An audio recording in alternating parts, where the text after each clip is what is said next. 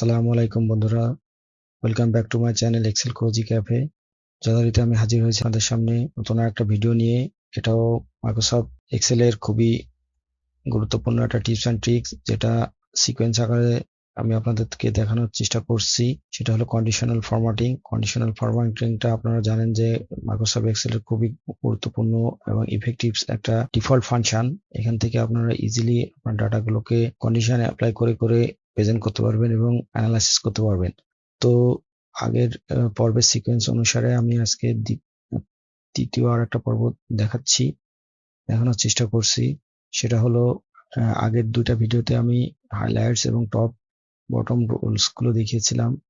এখন আমার নতুন রুলের বাইরে আরো তিনটা অপশন আছে, সেটা হলো ডাটা বার, কালার স্কেল এবং আইকন সেট খুবই ইম্পর্টেন্ট একটা জিনিস। এটা যদি আপনি সেট করেন দেন আপনি বুঝতে পারবেন আসলে কিরকম এটা কাজ করে। তো যথারীতি আমি ডাটা বার নিয়ে আজকে দেখাই। এখানে দেখুন ডাটা বারের আন্ডারে গ্রেডিয়েন্ট ফিল এবং সলিড ফিল দুটো অপশন আছে। ইভেন প্রত্যেকটা অপশনের ভিতরে আবার মোর রুল আছে। এটা আপনি এইগুলোর বাইরে আপনি ডিফল্টের বাইরে নতুন করে রুলও ক্রিয়েট করতে পারবেন। তো আমি চলুন দেরি না করে শুরু করা যাক আজকের ভিডিও। Let's get started. তো যথারীতি আমি এই ডাটাগুলো আপনাদের সিলেক্ট করে দেখাই। এখান থেকে আমি চলে গেলাম ডাটা বার। ডাটা বারের আন্ডারে আছে গ্রেডিয়েন্ট ফিল।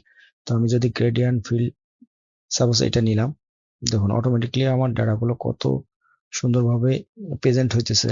এই যে আমি এটা চুজ করলাম।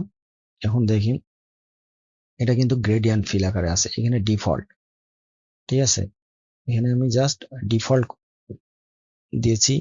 আরেকটা আছে সলিড ফিল। এখানে আপনি ইচ্ছা করলে সলিড ফিলও দিতে পারেন, যে কোনো সলিড কালার। মোর রুলের অপশনের ভিতরেও আপনি এখানে কালার পাবেন, এখান থেকে আপনি সেট করে নিতে পারবেন। এখানে প্রত্যেকটা অপশনের ভিতরে আবার অনেকগুলো অপশন আছে, তো সেটাও আপনি এখান থেকে করে নিতে পারবেন। তো চলুন এক এক করে দেখা যাক আজকের ভিডিওটা। প্রথমে আমি আপনাদের ডাটা বার থেকে আমি সলিড কালার দেখাই। সলিড আমি সাপোজ এই কালারটা দিলাম। সেকেন্ড আমি এখান থেকে গ্রেডিয়েন্ট ফিল দিলাম। একই ডাটার ভিতরে দুইটা আমি অপশন দিলাম গ্রেডিয়েন্ট ফিল। ওকে, এখন এই ডাটাগুলোর আমি যদি একটু চেঞ্জ করে দেখি, সাপোজ 10%, দেখুন 10 দিলে ডাটাটা অটোমেটিকলি কালারটা 10% মতো ওই সেলের ভিতরে ও ক্যাপচার করে নেয়। আবার যদি আপনি এখানে পার্সেন্টেজ বাড়ান, দেখুন অটোমেটিকলি আপনার কালারের এটা বাড়তেছে। এখানে আপনি 35 দিলেন, দেখুন কত চমৎকার। ওকে, হয়তোবা আপনার প্রশ্ন আসতে পারে যে এইগুলোর ভিতরে মাধ্যমে আপনি কি দেখাবেন। এখানে থেকে আপনি কোনো ডাটার প্রোগ্রেস বা কোনো কাজের প্রোগ্রেস গুলো আপনি এখানে থেকে দেখতে পারেন, যে আমার কোনো একটা কাজ সেটা কত পার্সেন্ট কমপ্লিট হয়েছে, সেটা অটোমেটিকলি ডাটা বারের মাধ্যমে আপনি এখান থেকে প্রেজেন্ট করতে পারবেন এবং আপনি এগুলো কন্টিনিউ ভেরিফাই করতে পারবেন। ওকে, এখান থেকে আমি আরেকটা অপশন দেখাই, সেটা হলো মোর রুল। তো মোর রুলে কি আছে আমি এটা একটু দেখাই। এখানে বলতেছে ডাটা বার এখানে 2 কালার, 3 কালার। এখানে আপনার যদি কালার কোনো কিছু লাগে আপনি সেটাও করে নিতে পারবেন। ইভেন আইকন সেটটা আমি পরে দেখাচ্ছি। এটার ভিতরে আপনি আইকন সেট করে নিতে পারবেন। আলাদাভাবেও আইকনটা দেওয়া আছে, সেটাও আপনি সেট করতে পারবেন। তো এটাতে যথারীতি যা আছে আমি সেটাই রাখলাম। এখানে পার্সেন্টেজ হাইয়েস্ট ভ্যালু, এখান থেকে আমি হাইয়েস্ট ভ্যালু রাখলাম। ভ্যালু এখান থেকে লোয়েস্ট ভ্যালু 35 দিলাম। ওকে, দেখুন এখানে ডাটার ভিতরে 2 কালার একটা অপশন আসছে, বাট সেটা দেখতে খুব বেশি ভালো লাগতেছে না, ওয়ার্ড লাগতেছে। সেটার জন্য আমি আপনাকে এটা বাদ দিয়ে দিলাম। ওকে, জাস্ট দেখানোর সাথে আমি দেখালাম, আপনাদের যেটা ভালো লাগে সেটাই আপনারা দিবেন। আমি সলিড ফিল্ডে গেলাম, এখান থেকে কালার স্কেল থেকে আমি এই কালারটা দিলাম। এই যে কালার স্কেল থেকে, যেহেতু আমি আগে গ্রিন কালার চুজ করছি, এখানে আমাকে ডিফারেন্ট একটা কালার চুজ করতে হবে। তো আমি এটাই নিই, তাহলে আপনি বুঝবেন। এখন দেখুন, যদি আমি পার্সেন্টেজটা কমায় বাড়ায়, দেখেন আমি যেহেতু আগে একটা কালার ফিল করছিলাম, সেটার একটা দুইটা কিন্তু কালারের একটা কম্বিনেশন এখানে চলে আসছে। এখানে যদি আমি 30 দিই বা 35, দেখুন অটোমেটিকলি কিন্তু এই যে রেড কালারটার পার্সেন্টেজটা কমতেছে, এখানে গ্রিন কালারের পার্সেন্টেজটা বাড়তেছে। ঠিক আছে, এটার মাধ্যমে আপনি বেশ কিছু, যদি আরো বাড়ায়, দেখুন এখানে 75 দিয়ে আছে, এখানে সম্পূর্ণ কালারটা গ্রিন দেখাচ্ছে। এখানে যদি আমি এখানে 65 দিই, ঠিক আছে, পরের যে কালারটা দেখেন একটু কম দেখাচ্ছে, এখানে আপনি একটু কমাই দেন, দেখুন এখানে 10 দেন। ঠিক আছে, আশা করি আপনারা বুঝছেন যে ডাটা বারের বা কালার স্কেলের খেলাগুলো। ঠিক আছে, আপনি যদি প্রথমে একটা সলিড ফিল দেন, পরে আরেকটা ডাটা বার দেন, সেক্ষেত্রে আপনার দুইটা ডাটার কম্বিনেশন, কালারের কম্বিনেশন হয়ে এখানে হবে। এখন চলুন নেক্সট টিপসটা দেখা যাক। আমি কন্ট্রোল জেড দিয়ে ব্যাকে গেলাম। কালার স্কেলটার মাধ্যমে এখানে আপনি মোর রুলের মাধ্যমে আপনি কালার স্কেলটা সেট করে নিতে পারবেন। এখানে যদি দুইটা কালার লোয়েস্ট ভ্যালু এখানে যা আছে সেটার ওইখান থেকে কালার যদি চেঞ্জ করতে চান, সেক্ষেত্রে এখান থেকে করে নিতে পারবেন। ঠিক আছে, আমি ডাটাগুলো একটু সিলেক্ট করে কালার স্কেল মোর রুলে গেলাম। এখান থেকে just highest value lowest value যেভাবে আছে আমি এইভাবেই রাখলাম। এখান থেকে জাস্ট কালারটা আমি আপনার পছন্দ মতো কালার আপনি যদি নিতে চান, সেক্ষেত্রে আপনি কালার চুজ করে নেবেন। এই কালারটা যদি আপনি চেঞ্জ করতে চান, সেটাও আপনি করে নিতে পারবেন। দেখুন আপনি পার্সেন্টেজ কমান বাড়ান, ঠিক আছে, অটোমেটিকলি ও কিভাবে চেঞ্জ করে।